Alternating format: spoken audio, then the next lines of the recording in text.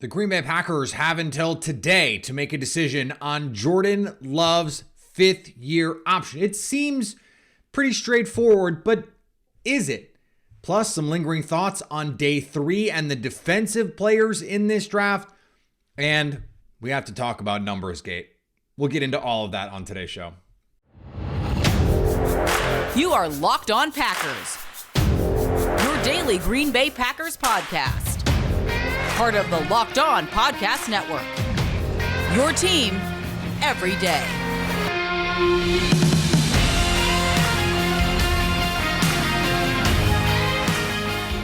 You are Locked On Packers, part of the Locked On Podcast Network, your team every day. I'm Peter Bukowski, and I cover the Packers for The Leap, a newsletter I would love for you to subscribe to. Follow me on Twitter, Peter_Bukowski. Follow the podcast on Twitter, Locked On Packers. Like us on Facebook. Subscribe to the podcast, iTunes, Spotify, Google Podcasts, wherever you find podcasts. You will find Locked On Packers, the #1 Packers podcast on the internet. And the show for fans who know what happened. They want to know why and how. Thanks to everyone who makes Locked On Packers your first listen every day. We hope you like starting your day with us as much as we like starting our day with you. And right now at FanDuel, you can get a no-sweat first bet up to $1,000. Just use the URL, FanDuel.com/LockedOn to get all the latest detail. FanDuel, the official sports betting partner of the NBA. I wanted to, because we may get the news late Monday night, as I'm recording this, because the news might come out early Tuesday morning, I want to spend time taking both views. I essentially am pre-recording reactions to what could happen with the Jordan Love fifth-year option, because I do think there are two sides of this. Now, I think the most logical way to approach this, if you're the Green Bay Packers, if they pick up the fifth-year option, it will be because you have that cost control season. If Jordan Love plays well, you are not obligated to give him the Daniel Jones deal. And Ian Rappaport on NFL Network yesterday invoked the Daniel Jones circumstance where the Giants, I've got Jets on the brain, different New York football team. New coaching staff comes in. So while we've seen Daniel Jones play football, they had never had hands-on with him. And this new administration says, we're not going to pick up the option. It goes well enough. He gets this monster contract. I don't know that I would have signed, but they're in this position. And to me, that's instructive. Don't do what they did. Pick up the option for a quarterback, and I think this is true in almost any circumstance. If they are rosterable for you, and certainly if they are starting caliber for you, pick up the option. Especially at quarterback, where the franchise tag is, you're paying a 50% plus premium with the tag versus the option. So Brian Gutekunst has said for months, they think Jordan Love is a starting caliber quarterback in the NFL. Now you have to go out and prove it. That's true. So if that's true, that they believe that, then the option is a no-brainer. And it guards against if he goes out and has a great season, or at least a good enough season, or just an okay season, kind of like Daniel Jones. And a lot of it is built on scheme, and a lot of it is built on what other guys did and what the coaches did. And you go, okay, well, it would be nice to have one more year to evaluate this player. So you pick up the option for $20 million. The franchise tag is north of 30. So just do it.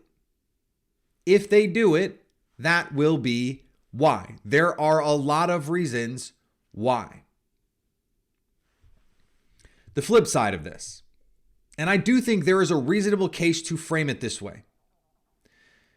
You're communicating with Jordan Love, his representatives, and all this stuff. You say, Jordan, look, we believe in you, but you haven't done it. So here's what we're going to do. We are not going to pick up your option so that at the end of this season, you will get a big pay raise if you've earned it no matter what, because either we will work out a new deal or it's the franchise tag, but you are our quarterback. And if you prove it, you go out there and prove it, great. We will pay you. Look what we did in 2008, in October of 2008. Not even half a season as the starter, Aaron Rodgers gets a new contract. Now, if I'm David Mulligetta and I represent Jordan Love, maybe I'm going, If Jordan Love goes out and balls out, I don't want the Aaron Rodgers contract, because that Aaron Rodgers contract, and you wouldn't do the number, you'd do the current version of the Aaron Rodgers contract, which is probably, ironically what Ryan Tannehill got. Matt LaFleur, Ryan Tannehill, there's the connection there. That, I don't know if that's the pool you want to be swimming in, if he's just okay. But I understand the idea of you go and prove it and we will pay you. We will pay you. I understand if I'm the Packers saying that, especially because they picked up Darnell Savage's option and he gets benched in the middle of the season and they're on the hook. They're on the hook for that this year.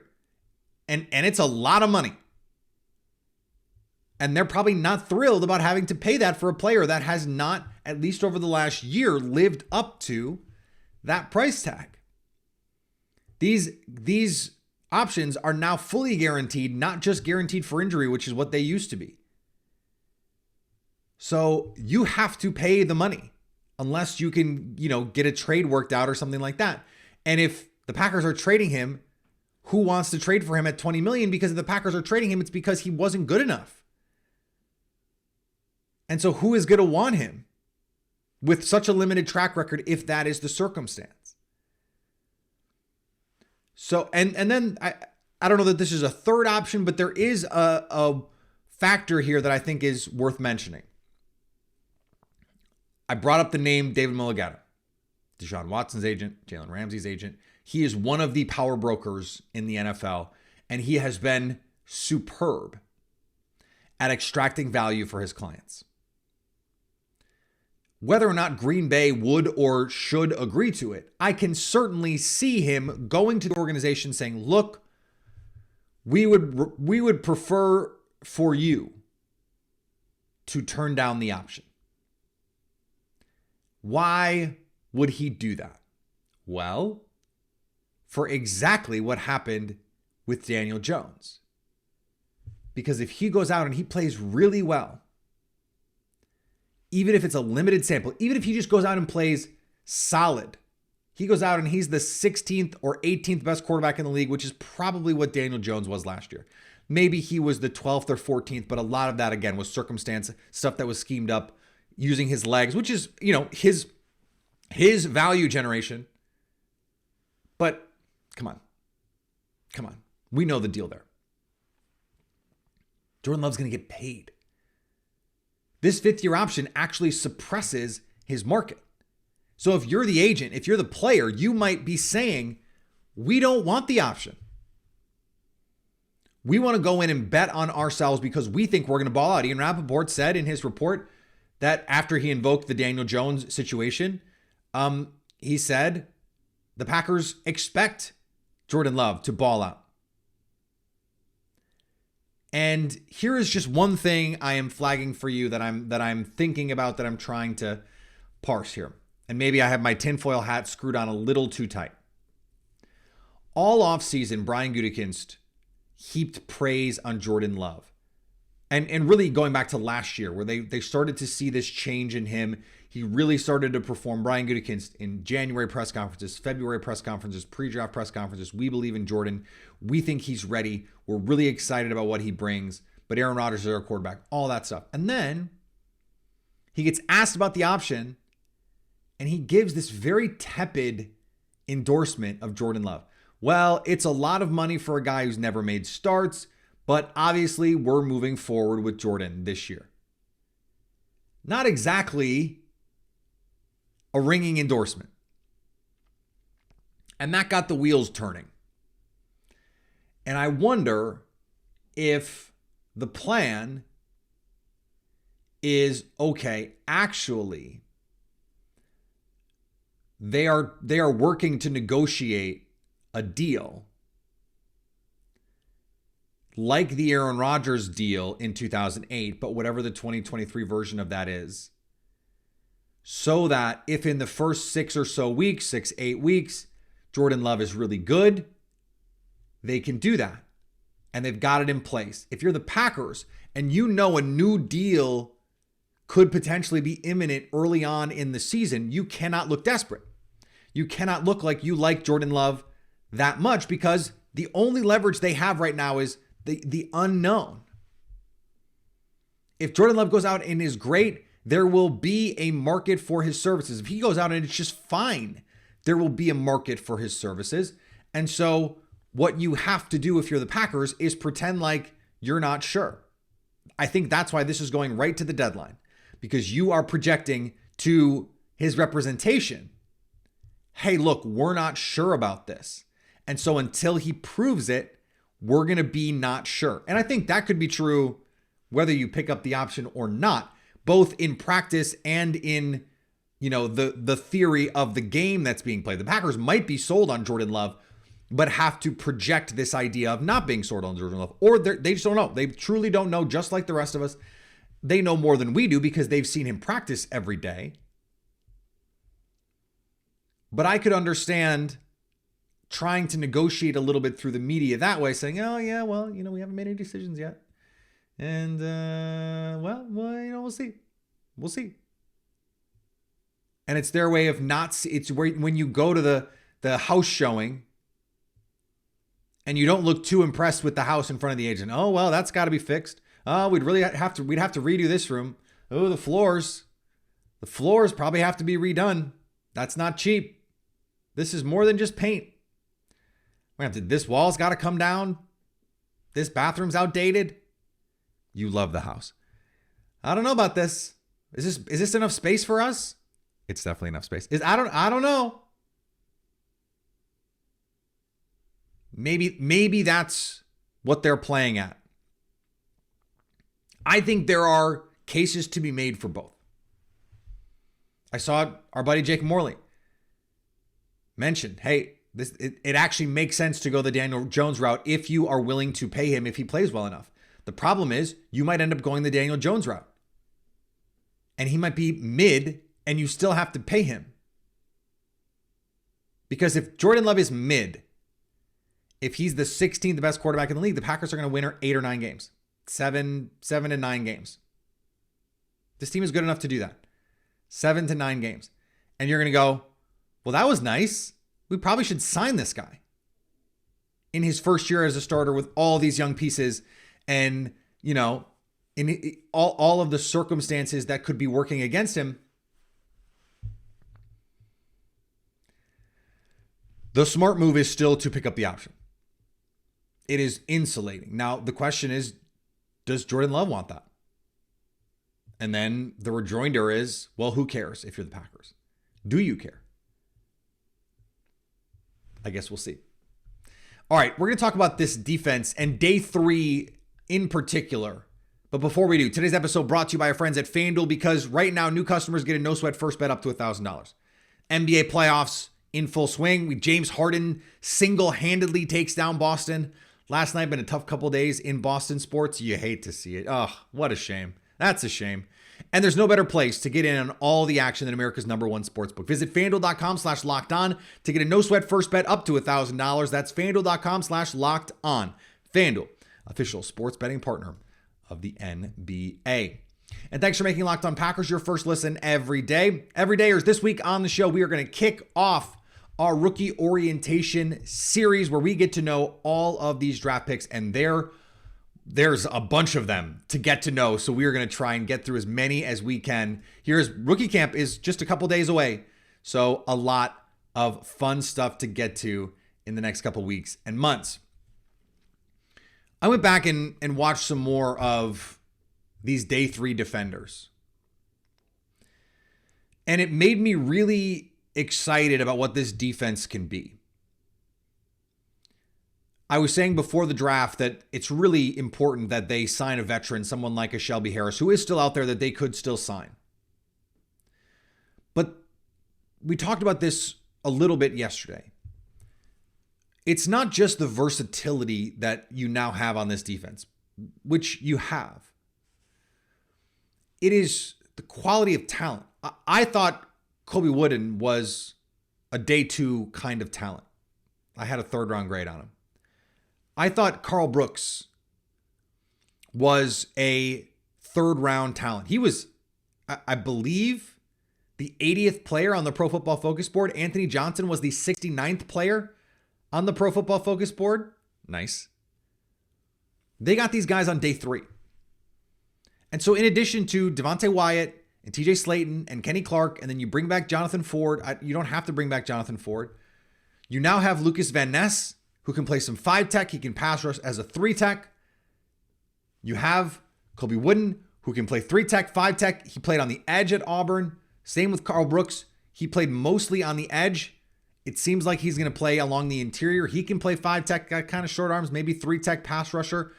And then maybe you slide Kenny Clark. Kenny Clark has played some 5 technique in his career. I think they're going to play a lot of penny fronts with dueling 3 techniques. There's suddenly a lot of talent on this defensive front. And if they want to play more penny, I get it. It is a common thing among these Fangio tree teams to want to play that way, but they didn't have the horses. They didn't have the horses to do it. Dean Lowry couldn't do it. Devontae Wyatt couldn't really get on the field. TJ Slayton, he's a nose tackle. Jerron Reed, he's kind of stuck between a nose tackle and a 3 tech, not that sort of twitchy, penetrating 3 tech, and not really a powerful bull rusher, just really slippery and crafty. But that's not enough. That's not enough juice. So you bring in Wyatt. Now you have Wooden, Brooks. Brooks is not a finished product, or excuse me, Wooden is not a finished product. Brooks, man, I tweeted this out. I saw him get pressure every possible way you can get pressure. Effort, push-pull moves, speed to power, just pure, absolute energy. His hands in constant motion. He can string moves together. Double chops, chop rip, swim moves. Every pass rush moves that like don't even have names, he can do them.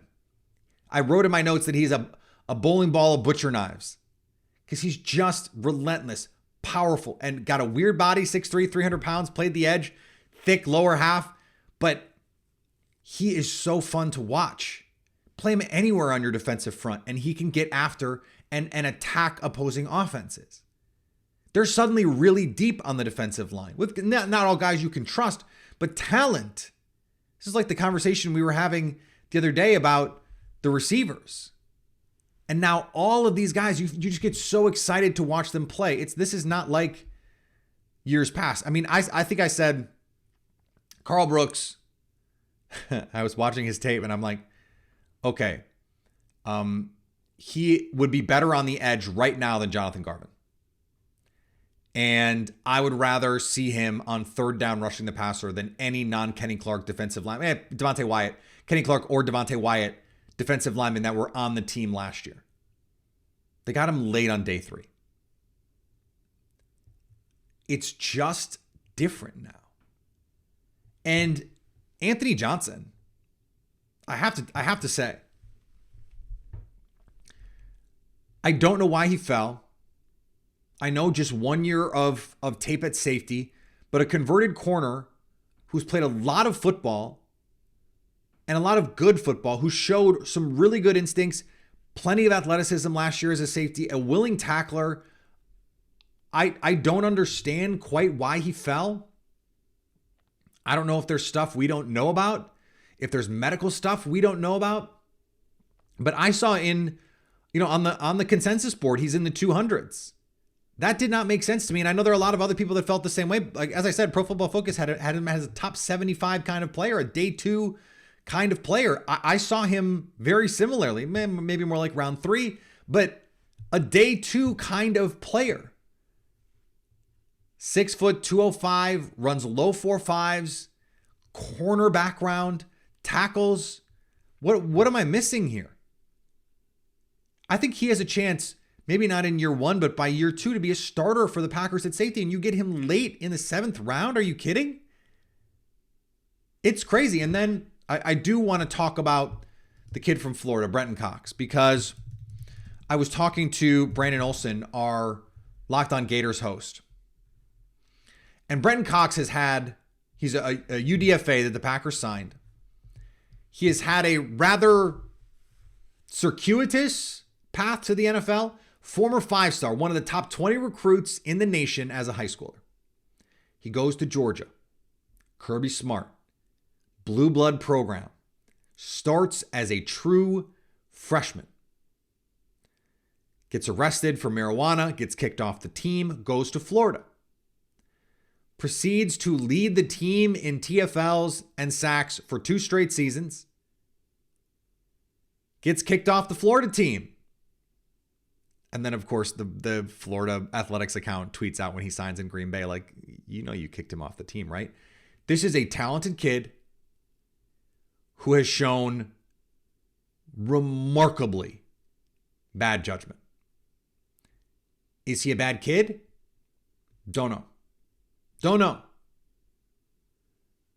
Is it good to have a loose cannon or 2 on a roster? I mentioned this the other day. Pass rushers, it's kind of desirable to be a maniac. Just the job description. You got to be able to do your job and play with some discipline. But a little bit of a maniac is kind of great. I don't want to brush aside any of the issues because some of the things that I heard that I can't corroborate, so I'm not going to repeat them. It's not great. Relationships with teammates, incidents in the locker rooms, these kinds of things. There's talent, and I understand if you're Green Bay, you've got Rashawn Gary there, Preston Smith there, Kenny Clark there. You've got a strong front. Now I know linebacker rooms, edge rooms, but Rashawn Gary, Preston Smith, you got to feel good. Justin Hollins, who they brought back, is a veteran. Kingsley Enagbare is an impeccable young man. A great person to look up to and say, that's the kind of guy. These are all guys that you're going to go, okay, I can fit in here. Because if he can, there's talent there. There is talent there. You don't just start at Georgia as a true freshman for nothing. You don't then get a chance at another, I don't know about blue blood, but something close to it at Florida anymore. It was when Spurrier was there. Play there, act up again for 2 seasons, all while producing. That takes talent. You hope for his sake that he can get his head screwed on straight because the talent is there. He could actually be a useful player. He could actually be an NFL player. We'll see. I would love to see it. I would absolutely love to see it. But this was something that was a big talking point yesterday when the Packers did it. I'm excited to see him. I hope that he plays well. I hope that he finds what he needs in Green Bay. All right, we're going to finish up here with Jersey Gate. But before we do, thanks for everyone who makes Locked On Packers their first listen every day. The response to the draft content has been glorious.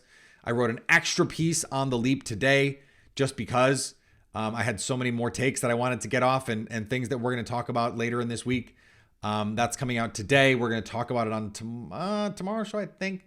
We'll see. I don't care about the new kicker getting 17. I don't care. If you care, fine. I don't blame you. I get it. I understand it. Wes Hodkiewicz from Packers.com pointed out that Riz Ahmed last year had the same number, and no one seemed to notice because he never played. He was a practice squad player, so it didn't matter. Here's the deal. Here's the thing. There are 100 numbers. I don't know if Green Bay is going to give out 0. Technically, 0 is a legal number now. 100 of them. The Packers have officially retired 6 of them. They've unofficially retired at least 2 more. 1 and 5 are probably not going to be worn in the regular season by anyone. And then they're not giving anyone 12. So now you have 91 numbers for 90 guys on the roster. Someone's going to get an Packer stars number. This is not, Rashawn Gary getting 52 from, the day after Clay Matthews leaves, basically. No. People were up in arms when Jay Sternberger got Jordy Nelson's number right after he left. But there are only so many numbers. The Packers only have really 91 numbers for 90 guys. Now, they did give Randall Cobb's number to UDFA. Now, whether or not he keeps it in the regular season, we'll see. But Randall Cobb probably not coming back. They could use a veteran receiver. We'll see. 3 numbers they also did not give out. Mason Crosby, number 2. Could he come back? If things don't go well in camp, could they call him and say, hey, man, how about one more? You need one more? You think we need one more? You think we need one more? They did not give out Mercedes Lewis's number.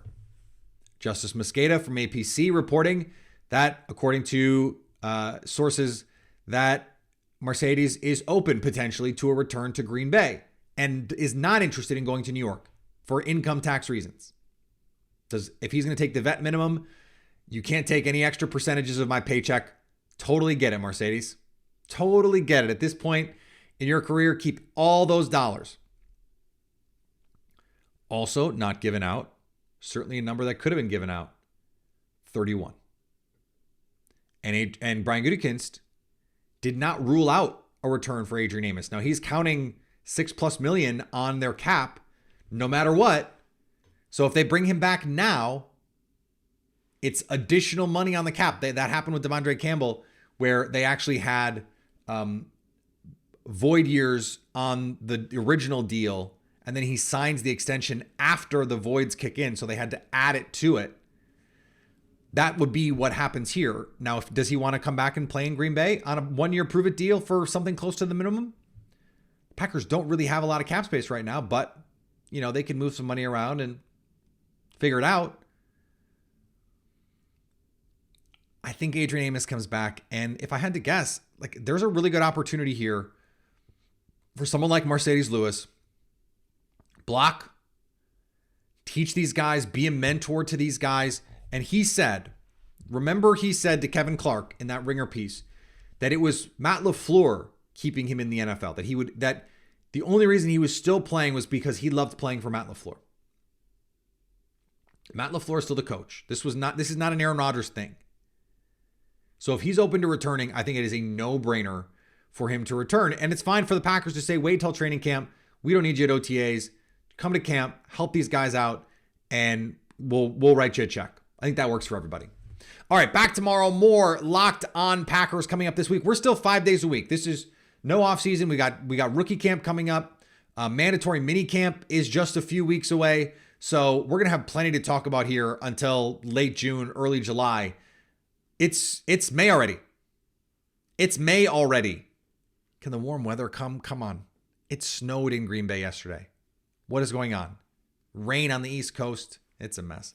Follow me on Twitter, Peter_Bukowski. Follow the podcast on Twitter, Locked On Packers. Like us on Facebook. Subscribe to the podcast, iTunes, Spotify, Google Podcasts, wherever you find podcasts, you will find Locked On Packers. And anytime you want to come hang out with us live, you can do that on our Locked On Packers YouTube page. Go subscribe to that so you can stay Locked On Packers.